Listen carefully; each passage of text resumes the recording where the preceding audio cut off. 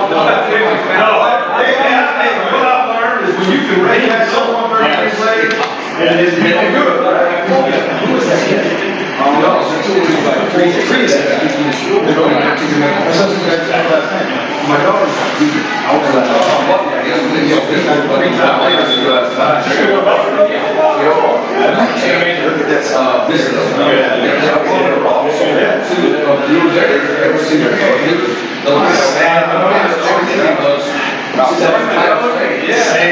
my baseball Martini. Yeah.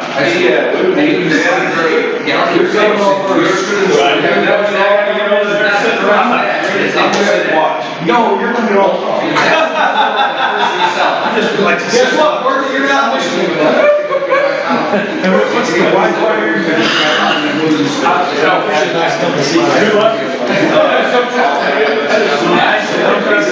Yeah, I think that better. Yeah. No, I'm the oldest one here. I could fall asleep, you know.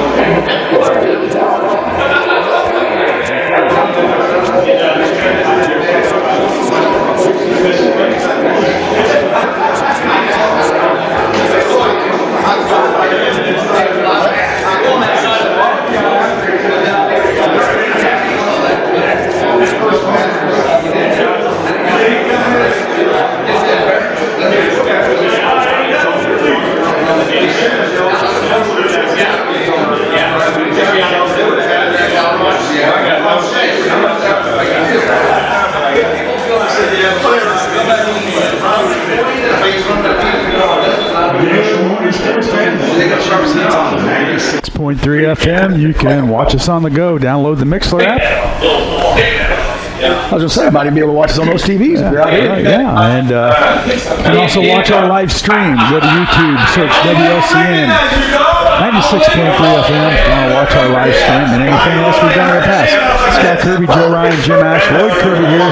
Today we're at the Lincoln Banquet Center, and boy, we got a show for you today. We got guests lined up, Joe. So It's a packed house. It's not loud below, too. Good job on the guests getting.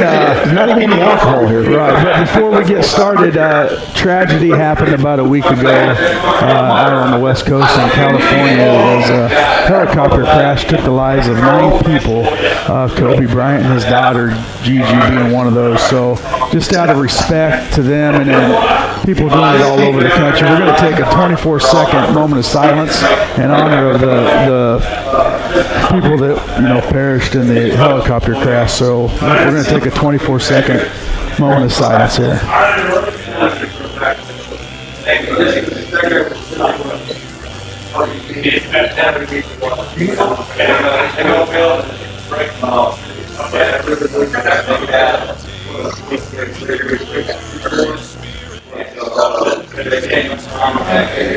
All right, welcome back, and once again we're at the Lincoln Banquet Center here. Nice out here. Out on Lincoln's west side, redone. Haji did a great job adding this section on to the old banquet hall. For those of you that don't know, I'm going to jump in a minute. For those of you who don't know, he added on like a 20 by 30 expansion of the back of the banquet hall. He put in some gaming. There's some big screen TVs back here, a small bar, but it's a place to come out. And, if you're at a reception sometime, you can sneak back here, check out a ball score, or pop out sometime, have a beer, or some gaming. We don't do any of the gaming, but a lot of people like it. Well, Joe, let's get to it. On with us right now, we got Coach John Flowers. Good morning, Coach. Good morning. Thanks for joining us. Just bring it a little closer. Yeah. Closer? Well, there you go. There you go. You don't want me to blow you out, do you? No, that husky voice of yours. John Flowers coming in to us from, now where are you living these days? I'm still in Memphis, Tennessee. Memphis, Tennessee. And you moved there from here in what year? A long time ago. 80? 1985. 85. Well, we're going to go backwards here a little bit just to get started, because there's a lot of people out there that have lost track of you, but they always knew that you were that guy that turned Lincoln football around for a while, and we were rolling. 1 year. You've heard the expression "one and done." We had a great year. we had a great year, as everyone knows. And I got in here yesterday and went and watched Neil's team demolish Muhammad Seymour. And there's 2 pictures of football teams in Lincoln High School, and we're fortunate to be one of them. And we had some great kids, and they just needed to believe that they could win. And that was a kind of a tough chore to do.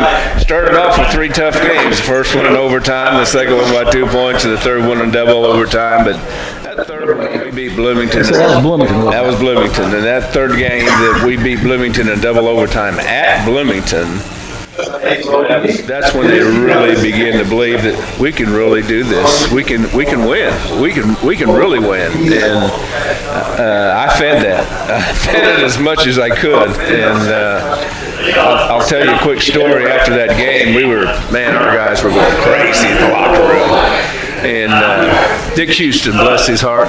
Sure. He was standing in the locker room, right at the outside edge of the door, and I'm just barely in, and we're celebrating, and it's pandemonium. Our kids are going crazy.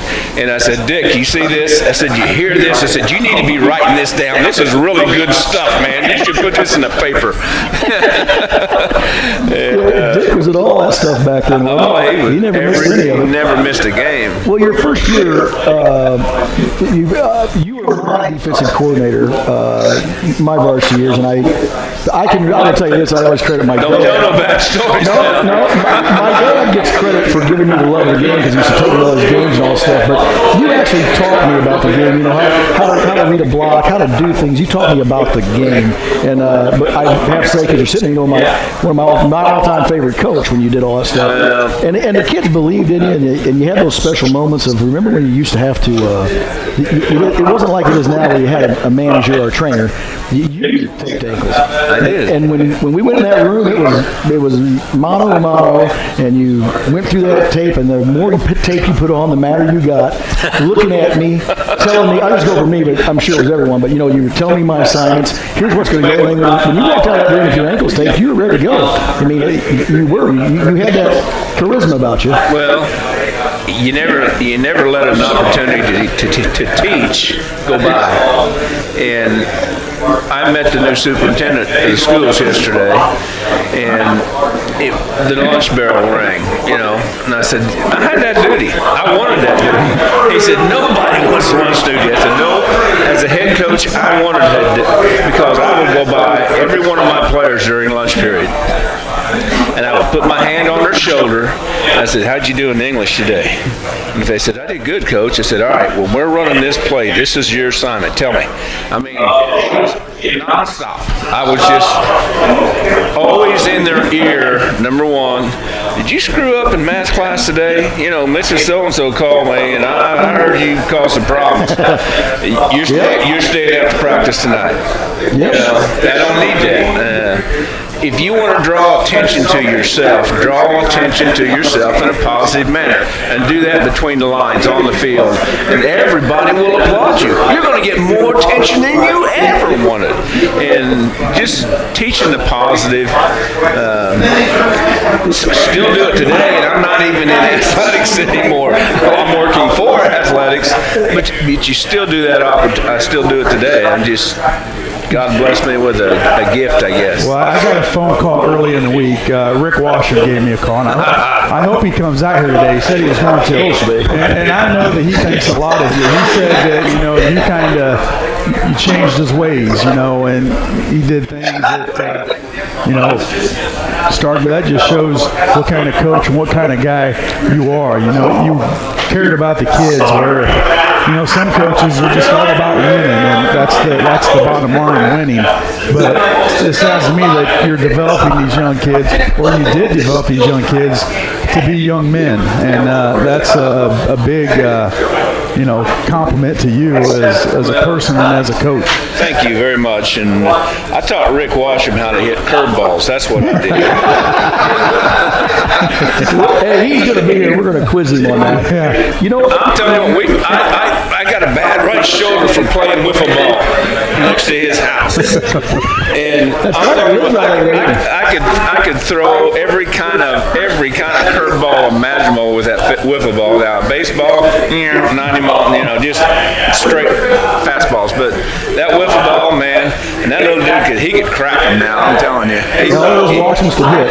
Yeah, they could hit. Now, when we go back, I can still remember going to the SIU football camp, which was awesome. And Ray Dempsey, I haven't forgotten his name. That was your coach, right, Yes. at SIU? I played 1 year for Ray Dempsey at SIU. And you were stud, and we had that film, and Ray Dempsey said if I had to start a football program today, and I had to pick one person to start it with, it'd be John Flowers. See, I still remember that film. You still have that? I do.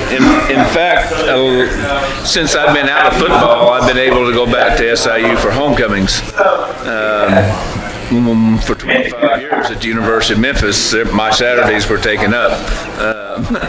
So since that time, I've been able to reconnect with a lot of my old teammates, and it's funny, I had 10 DVDs of that thing made this week to mail out to some of my old teammates. We need to put that on the show. We put that on our website. It's pretty good. You one of them was, I appreciate that. One of them was Andre Herrera. Andre still owns an NCAA record today. Now this was 40 some years ago. He had 253 yards rushing in the first quarter against Northern Illinois. Wow. In a 3-inch downpour rain, and scored 5 touchdowns that day. And back in the old days, whenever I played in 1976, there was only 2 national awards, AP and UPI. Andre was the UPI AP Offensive Player of the Week. Wow. And a huge deal. And I happened to have a pretty good game that game. I had 6 sacks, block pass, fumble recovery, and 18 tackles total. And I was nominated for Defensive Player of the Week. We got beat out by some knucklehead named Ross Bruner from Notre Dame.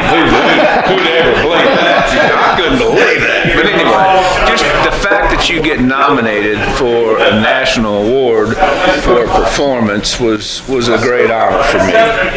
And Ray Dempsey brought out more in me than any other coach I've ever played for, other than Lauren Wallace, who is going to be a guest also, and who we're honoring tonight. And Lauren wasn't quite as mean as Ray, but Lauren had a way of getting a lot out of you, and it's evident by his years of success here.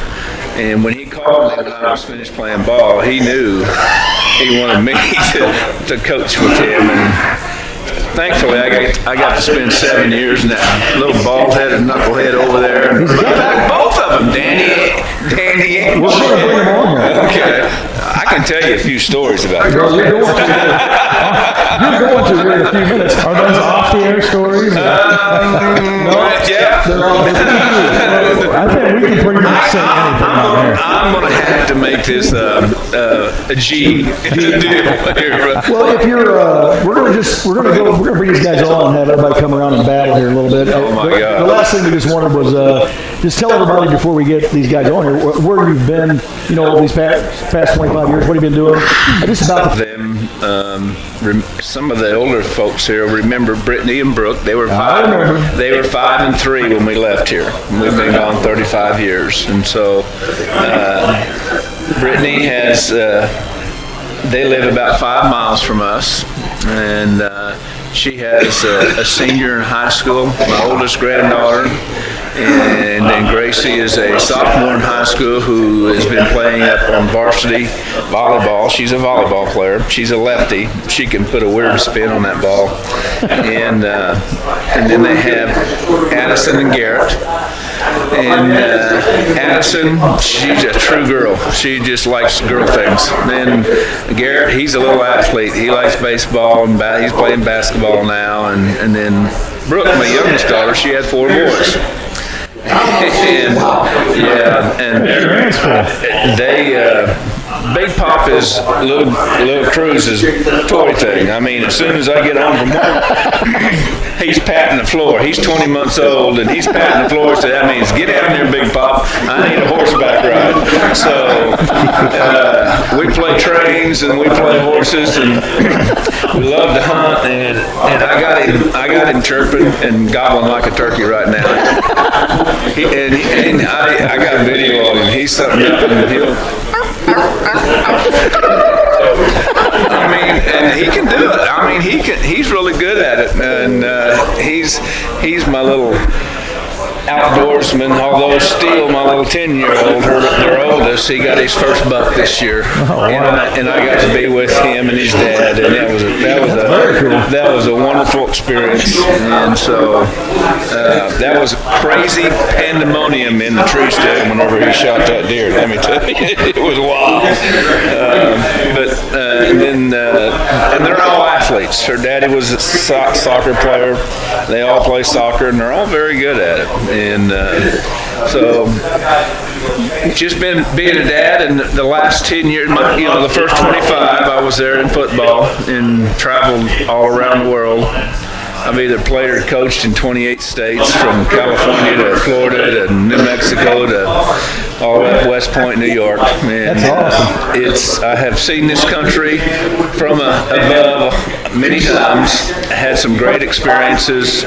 We play in the South, and I know that's a bad word here, but it's football country. It's football. We got beat by Penn State in the Cotton Bowl. We finished 12-2 and had a great year this year. I can't take any credit for it other than the fact that the facilities that they participate in, I build them. I spend more money now after I'm out of football than I did when I was in football. Just finished a $22 million basketball facility, practice facility. I'm about 2/3 of the way done with a new football indoor training room, offices, and I'm building an indoor facility, a full indoor, and I'll spend another $22 million doing that. So. And we thought you were semi-retired. No, I don't. Well, really, I am, because I don't work 90 hours a week. On break, because we're going to just go to some of these sponsors, and we're going to grab some of these cats to come around here and sit around with us and shoot the bull. So stay with us. We'll be right back.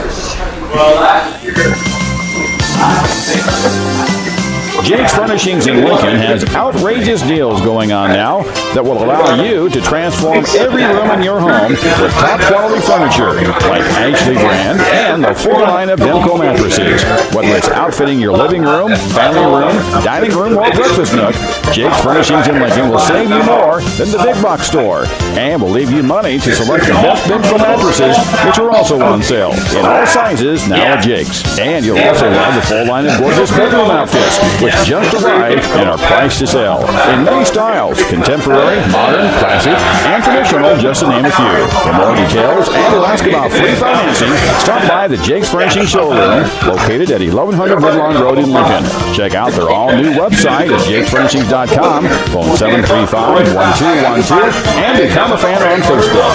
Jake's Furnishings, make it your own.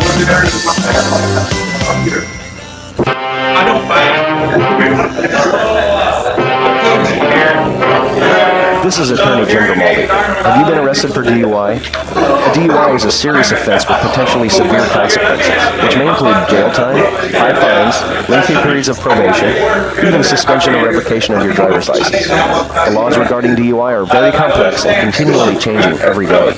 You need an attorney with knowledge and experience in handling DUI cases, whether or not this is your first offense. I have vast experience in the area of DUI law.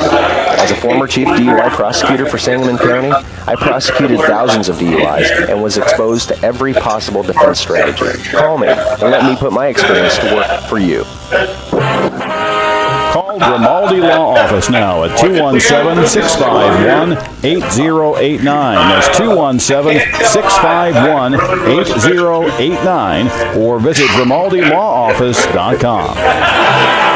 Newly remodeled and completely updated, the Christian Village is Lincoln's only faith-based retirement community and is the area's leader for independent, assisted, and skilled senior living and healthcare services. The Christian Village at 1507 7th Street offers a wide array of living options for older adults, such as independent living, rehabilitation, skilled nursing, and memory care. For private consultation and tour of the campus, please phone 217-732-2189. The Christian Village in Lincoln, a community of compassion. No, I was saying you can get this show on the TV. Hello, Lincoln and Logan County. This is Chris Grau, Grau Chevrolet Buick Cadillac. Do you have a teacher that has made a difference in your life, the life of one of your children, or someone else you know? We all have them in our lives, that special teacher that took an interest in you or your child to make a difference in their education. Here's your chance to recognize that teacher for their hard work and dedication to educating your children. Nominate your favorite teacher for the Brown Incorporated Amazing Teacher Award by visiting our website and submitting details regarding that special teacher. We're selecting a monthly winner, and at the end of the year, we'll host a recognition breakfast and select the Brown Incorporated Amazing Teacher of the Year recipient, and that teacher will be awarded a certified pre-owned Chevrolet Cruze. To nominate your favorite teacher, please visit www.growing.com. Joe Ryan here again. If I had a crystal ball and could tell you exactly when to purchase your life insurance, would you do it? Or would you wait around just to see if I'm correct? Well, I don't have a crystal ball, but I will tell you that now is the time. And with a Country Financial Roth Rider, you will receive a tax-free return of your premium at the end of the term. Call me Joe Ryan and ask about the Roth Rider, 735-4389. It's time to winterize your vehicles and lawn equipment. Trust the quality and knowledge of Four Corners Lube, located at 1101 Woodlawn Road in Lincoln. Now for the best service possible. Open Monday through Saturday, featuring Husqvarna brand equipment. Phone 217-735-2761. Four Corners Lube, home of the full-service in and out oil change. Is this cold weather keeping you down? The cold temperatures don't help with your aches and pains, but could the cause be something else? Hi, I'm Dr. Alyssa Schneider with Schneider Chiropractic Center, located at 523 North Elm Street in Lincoln, inviting you to schedule an appointment to allow me to get to the root of your aches and pains. Phone my experienced practice manager, Tammy Kirby, today at 217-732-2140 and schedule your private consultation with me, Dr. Alyssa Schneider. We look forward to getting you back on track.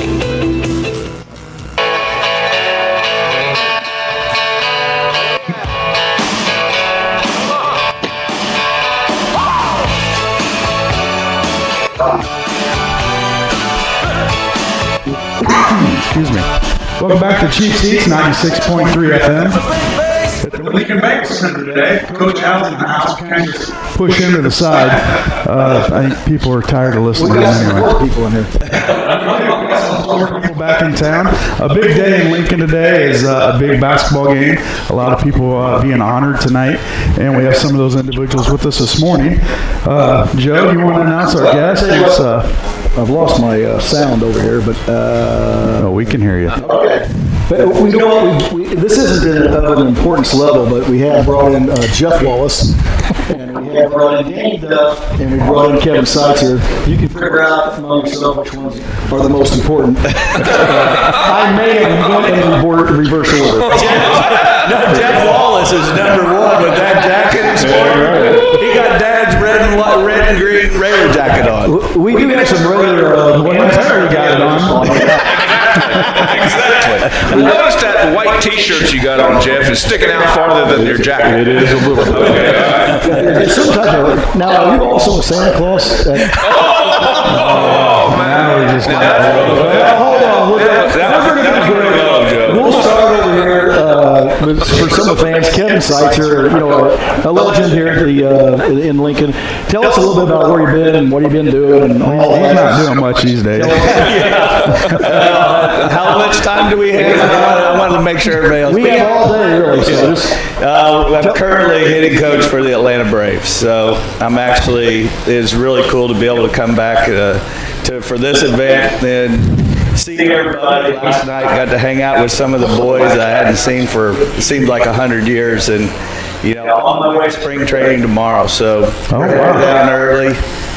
Got to get used to our new place down there. You now down in Florida? Yeah, I've been in Florida. We were in Disney, and now this is our first year. We're in Northport, right next to Venice, so right on the Gulf. Well, we could spend a whole show on this, but you got to be pretty excited about your team. A lot of young talent, good hitters, and it fell just a little short last year in the playoffs to a team that we won't even mention.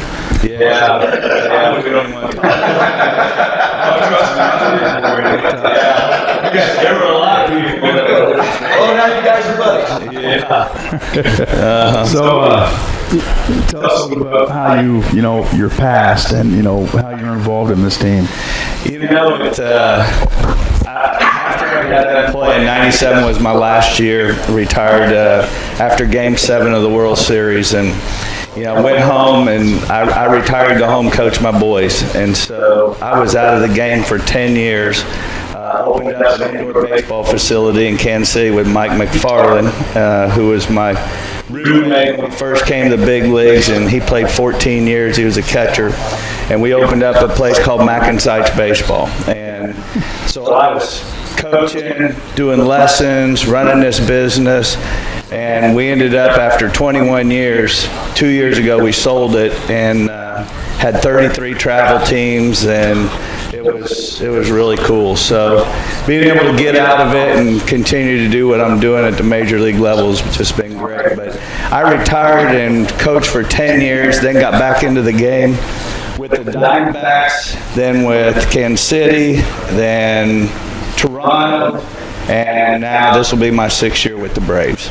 Wow, very cool. So, love the game, love teaching it, love the adrenaline rush of being in that dugout, and people have said, isn't it stressful? And I'm like, well, it just depends on how you look at it.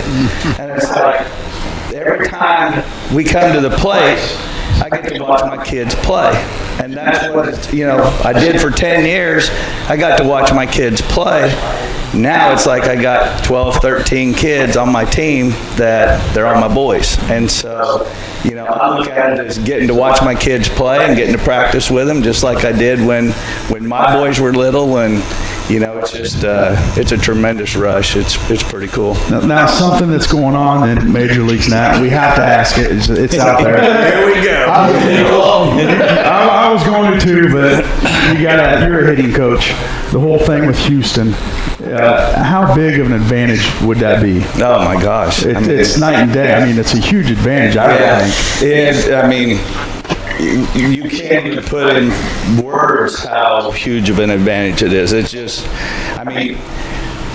we look really hard for pitchers who tip, and 98% of the time we have nothing. The glove or position or mound presence or something with their head or breathing. There's all kinds of stuff. It's like looking for a needle in a haystack, but there's certain guys who have a gift to be able to lock in on it and find things, but our guys don't. Right. But when we do have something where, a hitter or a pitcher may set at his chest on a fastball and set at his belt on an off-speed pitch, it's like, oh my gosh, we got cue cards, we got billboards, we got headsets, we got the greatest sign transfer that you could ever ask for. To have that all the time, it's not even fair. We've discussed it. People ask, is it a real advantage? Well, if you know a curveball's coming, you can set a curveball. a dead red fastball right down the middle. Yeah. Yeah, it's a huge advantage. It's probably a more advantage than an individual on steroids. I mean, when you're on steroids, you still have to perform. Right. But if you know what's coming, I mean, that's a no-brainer. I would say it would be a difference in probably 100 to 150 points on a batting average. Slugging percentage, probably another 100 points on slugging percentage. Because, the biggest thing with the hitting is so hard. I mean, so you fail 70% of the time, you're considered great in this game. And you can have great at-bats, you can square a ball up and somebody catches it. But the hard part is squaring the ball up consistently, and the key is just being on time. And timing is really the hardest thing because of that uncertainty of what the pitch really is. And then by the time you go, okay, I see it's really a slider, and you end up swinging at it and you're going, oh my gosh, I was too, I had to commit. Right. Then you get a fastball and you go, oh, I don't want to swing at that slider again. Now you're late on the fastball. So there's pitches in the middle of the plate that don't get hit hard just because timing's off, because guys are uncertain in their brain what it is that's going to, what the pitch really is. So when you take that out and now you know if it's going to be hard or soft, son of a buck. Yeah. I'd love to have had that. Unfortunately, that's going to be a topic that we're just, hitting the tip of the iceberg right now. It's going to be an issue that you're going to deal with all season long, being a hitting coach. Spring training about ready to start. It's going to fire up again, but I just felt that we had to cover it because we're small town news here, so anything that we can talk about, we'll jump on. But let's talk a little bit about why we're here today. A big game tonight. You played back in 1980 along with Dan. Jeff, were you on the team? Oh, you're not in the stat box. Here's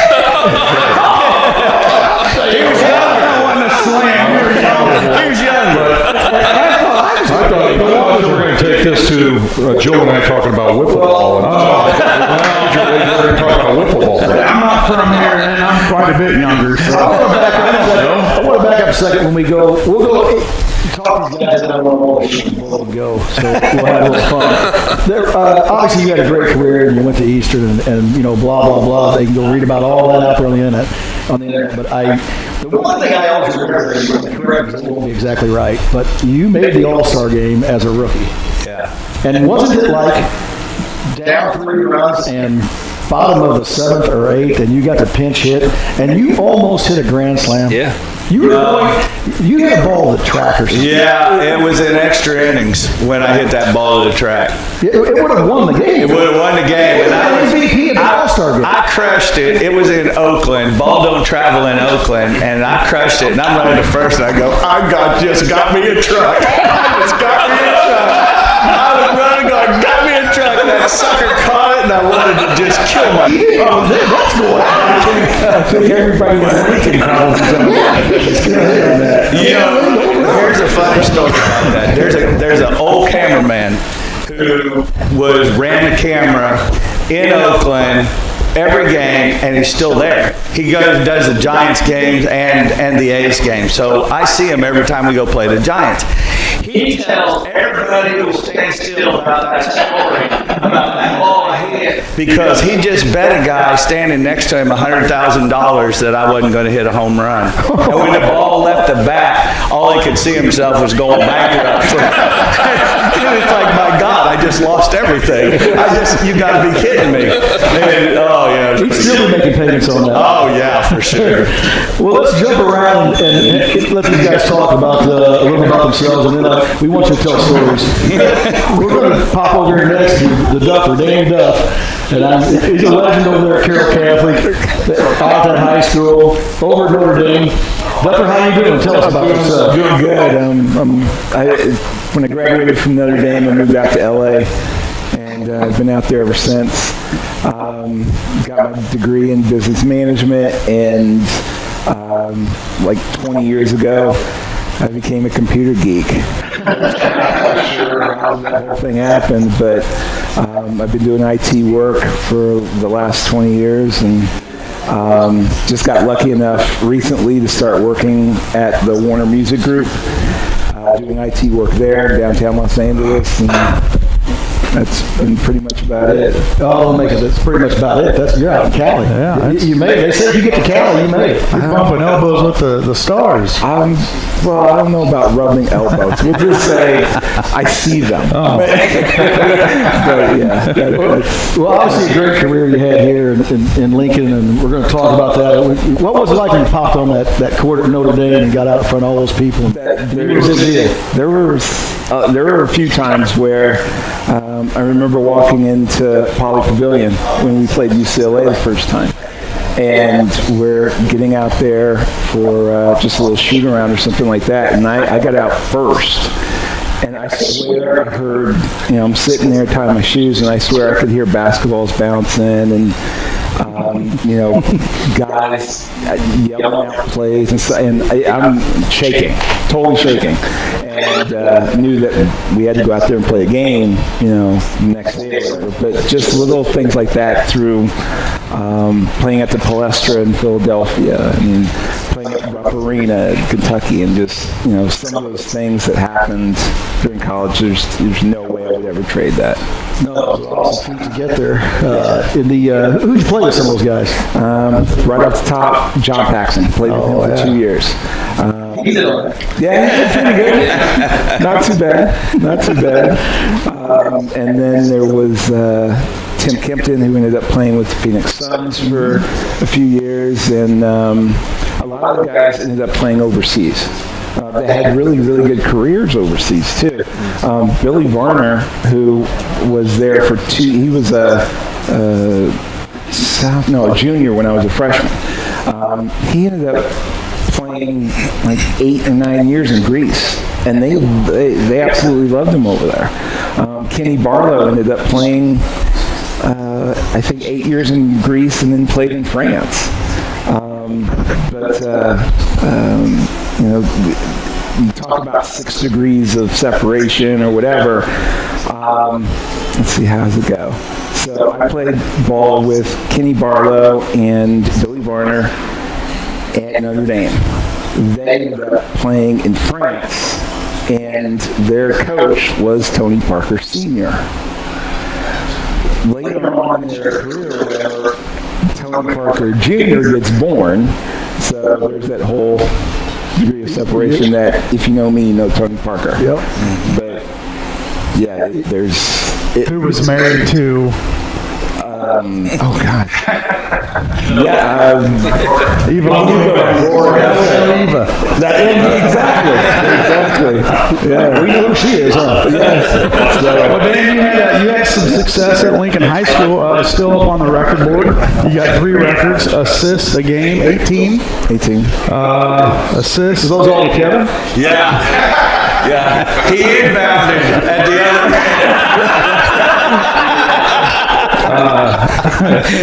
pretty much. Assists in the season, 239, and then assists in a career, 622.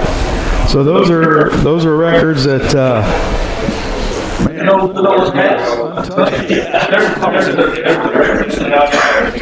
How many black eyes he gave to guys that weren't looking at that? Because I'm telling you, if you weren't watching him when he had the ball, he was going to hit you right between the eyes. I think Jeff brings up our next guest. I think Jeff had a few swollen black eyes tonight. Definitely. And now Jeff Wallace is going to join us. He's wearing his dad's coat. If you're able to see it, Jeff, stand up. You want to stand up and let everybody look at you back weekend.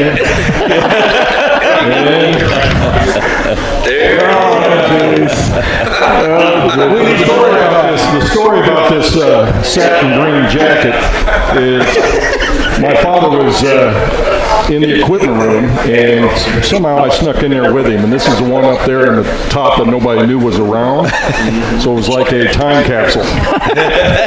And so he thought he locked it, he didn't lock it. I go back up there and I get 3 of these, and that's what Duff, Dave Bender, and myself wore for winter coats for 2 years straight. And he tried to get it lost, he tried to throw it in the trash, he tried to do all kinds of things with it. And my buddy Kept it. My mom got rid of mine somewhere. So. But this jacket was another one of his jackets that didn't get torn up at Stephen Decatur. That one was ripped to shreds. So tonight he'll like it when it's coming out tonight. So I'll wear that out. And yeah, I'll have it at the game. I'll be wearing it. It'll upset him. He'll probably get grounded. and you know, the 80 team, you had to know the coach to be able to play on that team. I didn't know the coach. And how old you weren't very old, I guess. No, I can't put it. I had a good ticket for the game. I was in the front row. With Mom. And I got bruised because that elbow he's talking about and things like that elbow me when I had calls made. That's what people don't realize. Moms are just as into it as the coach. She's the most competitive person in the whole family. By far. And now she plays in tennis leagues and you don't want to mess with her. Jeff, you moved on and went out to Arizona. Yes, and been coached and taught out there, and you're done, right? Yeah. Doing nothing. Having a good time. Not what you ever did. I get to hang with Skip Dom and some of my Caleb Miller and Joe Landis. And we take in some concerts and we go and meet each other halfway because they're on the west side and I'm on the east side. So we do a lot of things together out there. But there's a lot of Lincoln boys out there. There's a lot of Lincoln people out there. Yeah. And your son played at UNLV. Yes, he did. And, you know, a lot of the coaching that I did here, went out there, I gave it all to my kids. So I was with them 24/7, working on their game and that kind of thing. And it turned out very well. We went out and watched you play a few times. You know, that's a big deal. You play out there. Yeah, and well, I had to learn how to gamble so we could have somewhere to stay when we go up there. I'm not very good at gambling. Yeah, I know. And you tried out for did you try out for the Bucks football team, but you didn't make it? You tried out a few times. Oh boy! Hey, here we go. Here we go. I'm trying to remember all the people that you gave me, the dead weight you gave me for my team. And so it was like LeBron James, D-Wade, and Bosch against Jeff Wall, Ryan Downs, and who else did you give me? You throw as hard as you want, stand as close to the plate as you want, back from second base. Yeah, and you were always telling me when that pitch of mine was coming at your face and ducking and it went in for a strike, you said, slow it down. Well, you didn't tear up too many chairs, I did. Hey, well, we're going to open this up. Anybody want to tell a story while we're sitting around? Jeff, I'm sure you have a few. Coach Flowers, tell them. Well, I can tell you one right now is all of us, you know, played under my father and that, and when practices weren't physical enough and we're not really motivated to practice, he would make his little signal, and here comes down Coach Flowers. And this guy's, you know, an All-American linebacker at Southern Illinois, and there's not going to be any fouls called. And the next thing you know, it's a bloodbath. But he would only last about a minute to 2 minutes because he was getting hammered, and then his ankle would twist, and he'd go in, and it would be purple all the way to the knee for about a week or a month. And that was every year. That wasn't just 1 year. That was every year he was there. I played 8 years of football, okay? Never sprained an ankle, never hurt a knee, okay? I sprained my ankles, I got a broken nose, all because of basketball. It's a tough sport. It is a tough sport. There probably wasn't a kid out of that high school while you were there that played football or basketball that wasn't knocked down by you at one That's point. not true. I don't know. I think so. No, I never knocked him down. I don't think. You can display that forearm shiver and stuff. And well, you had to kids go back to line. You had to teach the game, and the only way to teach it is in real time. Okay, and guys would come to practice and they'd say, "Coach, I got a headache." I say, "Okay, you got your mouthpiece?" I said, "Yeah, put it in." I said, "You got your helmet?" I put it on. And I would show them what a hand shiver was to the face mask. And I said, "Your headache gone?" "Yes, sir." And they would go to practice. That's a true story. That's a different day. Now, Emotionally, that's a true story. But it's a different. It was a lot of a different day back then. Absolutely. When I played, I got knocked down by coaches in college. I got picked up by the face mask in their grill, and I can't tell you the words that they said to you, but either you were going to play or you weren't going to play. There was 140 freshmen my freshman year when I started at SIU in 1983. 12 of us graduated. 40 left the first night, 40 more left the second night. And out of 140, 12 of us made it 4 years. Wow. It was brutal. Wow. And it wasn't just there, it was that way everywhere. Yep. So if you were going to play college football, because it was all D1 or D2 or D3, there was no 1AAs or anything back then. If you were going to play, you were going to play. And our football team needed to learn how to get tough. That's why Lauren put me on the basketball court, because we had some young men that weren't very tough. And so he said, toughen them up. So I toughened them up. I was just doing what the boss was saying. Yes, you did. How about that guy over there? Was he tough? Neil? Shoot. I'm telling you what now. We wore rocks out in Fillmore, okay? Between Neil and the young man coming coaching his last year, Steve Kimbrough tonight, let me tell you something. And there was another guy there named Al Harrison, but Jimmy Evans, his dad put in a rock basketball court. I mean, the rocks were an inch and a half around. The ball would bounce 69 different directions. You couldn't even dribble. But we played, and we played until it was just, man, it was solid concrete. We wore that. and we found something to do all the time. I mean, I was the only one that lived on the farm, but when the crops were in, my butt was on a bicycle, and we would meet in town with Neil and Steve and all the guys, and we'd play what we call Indian ball. You'd stand in center field, and we had a little ballpark in that little old town, and we'd stand at center field, and there'd be three guys on defense. One guy, you'd throw it up and hit it, and if it got by and rolled the fence, it was a single. One hopper was a double. Against the fence was a triple and a home run. So clean them up, you know. Then you had to back up 3 steps. We played that until we wore the cover off the baseballs, literally. Neil and I wore out tennis rackets playing the same game. Right in front of his house, in grandma's house next door. He was tough. We were all tough. We didn't have a choice. We grew up. We didn't know we were all poor. We didn't have nothing. But we grew up and we were all highly competitive. We all played every sport in grade school. Fillmore Flyers, man. Now that would be a yellow jersey. But we all played, and we were all tough as nails. And I think that's a lot of the family atmosphere that we had. We all had full parents. We all had full families. We were taught that work ethic was important.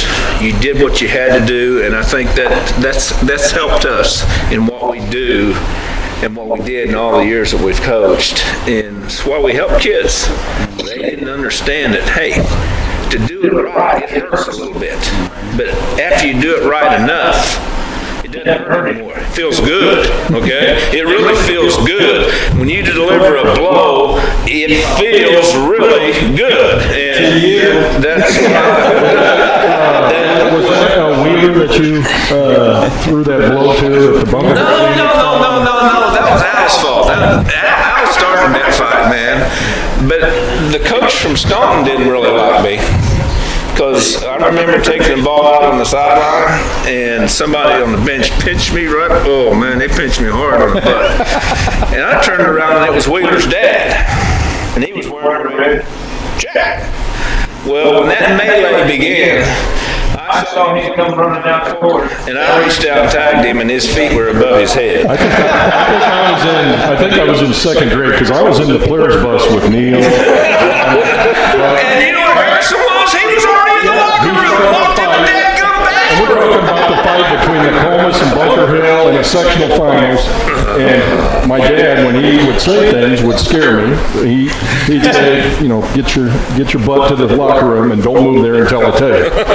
So this is a true story what happened. So I go down there, I'm a second grader, I'm like, holy cow, am I in trouble? What's going on? People are dying.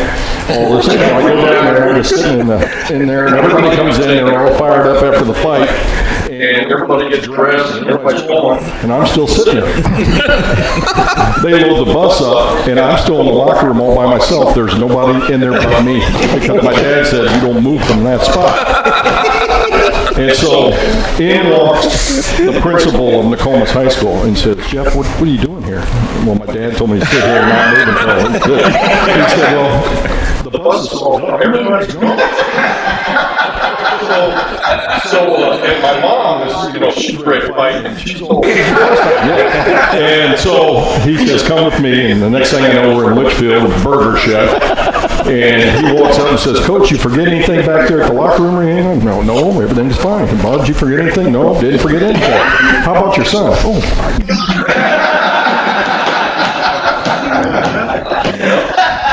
Last time you did, you just told me about your dad. Yeah, that whole 5 times thing before we look for a shot, I never listened to that. Well, I didn't remember that part of the story. Oh my gosh. We take a commercial break. We come back. I've got the 1980 Super Sectional game box score here. We'll go over that when we come back after these messages. So stay tuned. You're in the Cheap Seats on 96.3 FM. For over 58 years, Eaton has been a proud part of the Lincoln community, building over 5 million high-quality commercial and residential power distribution products each year, featuring load centers, metering devices, and air conditioning disconnect devices. Eaton is America's choice for top-quality, high-performance electrical equipment made in beautiful Lincoln, Illinois. Eaton is a proud Lincoln Community High School sponsor. Go Whalers!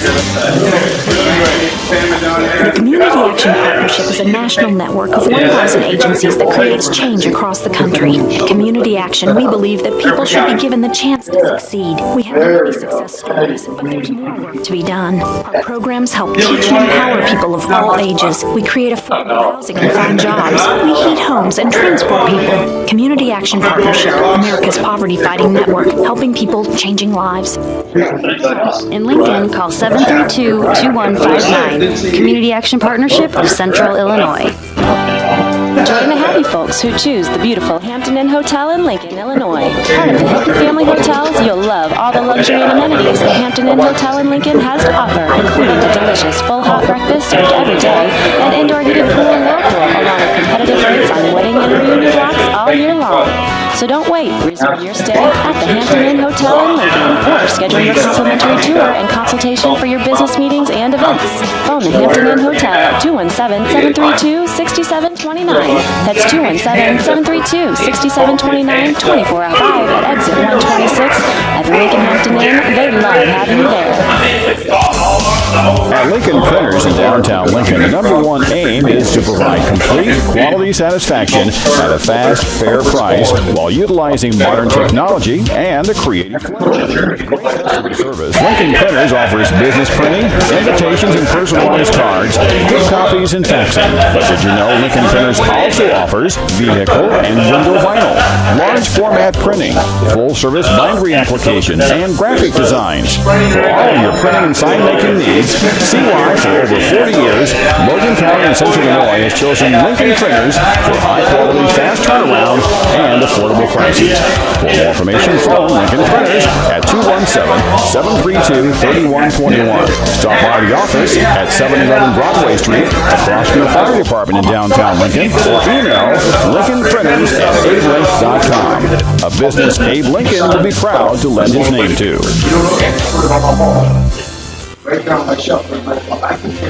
If you're searching for first-rate outpatient therapy with flexible scheduling or short-term rehabilitation or long-term care, then look no further than the new St. Clair's Rehab and Senior Care in Lincoln.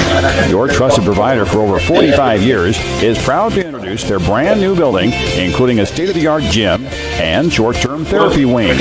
You'll also love their new cafe, specialty care rooms, private suites, modern-day features, and so much more. When you need successful therapy to get back home or compassionate long-term care, you need the new St. Clair's Rehab and Senior Care in Lincoln. Call 217-870-1097 to schedule your tour today.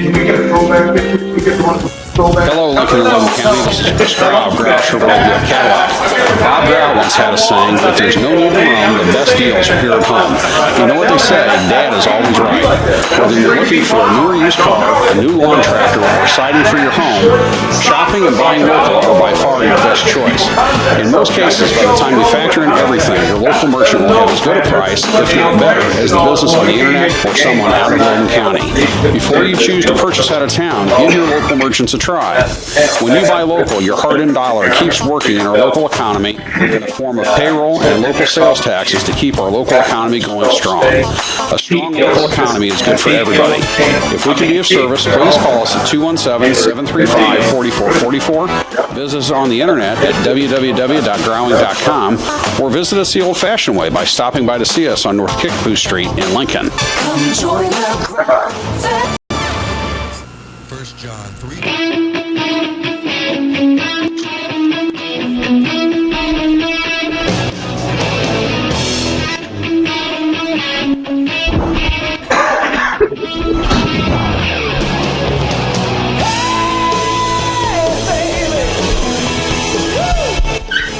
Welcome back to the Cheap Seats, 96.3 FM. We're at the Lincoln Banquet Center today, and we still have a big show for you. Another hour to go here at the Banquet Center. Joe, got to throw this out real quick. Got a benefit coming up for Joe Geary. November 1st, 2019, Joe suffered from a second heart attack. He was hospitalized for a week. He will never be able to return to work again, a place that he's worked for over 25 years. So having a benefit February 15th from 10 to 6. There'll be a silent auction, gun raffle, bags tournament, bake sale, and a pulled pork lunch. So get on out to New Holland Community Center and help Joe Geary out as he going through some hard times. Yes, sir. You have to get that out there. Now, let's go over this box score real quick, then I'm going to depart and let Coach Al come on and talk with the guys. But just looking through here, the members of the 1980 Super Sectional against Southeast, you got Jim Austin, Terry Biggs, Dan Duff, Craig Fink, Paul Kendrick, Todd Lorenz, Willie McCrae, Ty Miller, Kevin Seitzer, Alex Ulrich, Stan Werner, and Ron Williams. Just going through this box score, the leading scorer was Paul Kendrick. Todd Lorenz was the second leading scorer with 16. Terry Biggs had 14. And a stat that I see here, somebody fouled out in this game. Do we know who that was? Probably me. No, they weren't going in. I was chasing that shot. Yeah. Fessed up. Kevin Snyderson, 10 points and 5 fouls. They were all right. Yeah. I think the surprising stat there was Enzo with 10 boards. How did he get 10 boards? That's just Todd. That's Todd sliding over and grabbing the ball. Absolutely. That's just what Todd. It's like PK and Enzo shot the most, 15 each, but and then Biggsy was throwing all that hair and going baseline, wasn't he? Remember that hair he had bounce like this and he'd go baseline, he was going to get to it. It was never out of place either. It was never out of place. The greatest story about Biggs, though, we were playing over at Normal, and they had a young man named Tyke Peacock. Tyke Peacock high jumped like 7'4" in high school. And I'll never forget this. Tyke's coming in and Biggs is there. He said, it ain't gonna happen. Peacock went, oh, Biggs, and slam dunked. And the expression on his face, he looked over at Lauren, and Lauren goes, what did you do? The guy just jumped right over him. I mean, the guy Biggs was the kind of player you love to have because he was physical. Just a little. Just a little. He brought that football field right over that basketball court. He did. He was a very aggressive player. In fact, Lauren, the only two players I've ever coached that I had to worry about hurting somebody was Flowers and Biggs. And we were talking about this last night. Evan comes into the house and he was thrown into the third bleacher. I had this story last night. I said, this is my and see if we can get him to run more. And that was the run till you puke and da-da-da. And I'm like, yes, give me the ball. Give me the ball. I want to see him run till they puke. And they got me the ball, and it was almost like everybody let me have the ball. It took me about 10 minutes to get my belt back. Holy cow. You stopped scoring too. Yeah. All you see was the hair flip and come back down. It was a hair that did it.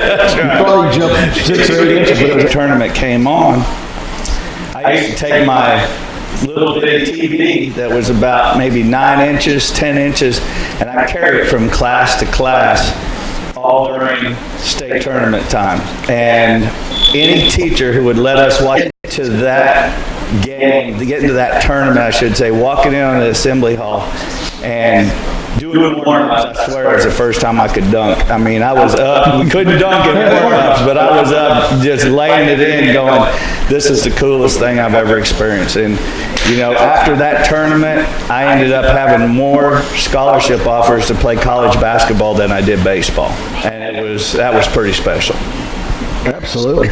You know, I just saw this while we were talking about, and it has nothing to do with this, but I ran into your mom and dad at an airport in Arizona, and they gave me a ride to the rental car place. I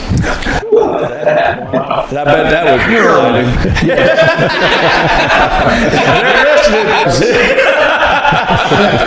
Thank you for the ride. I was glad to get out. Yeah, I haven't called for a ride since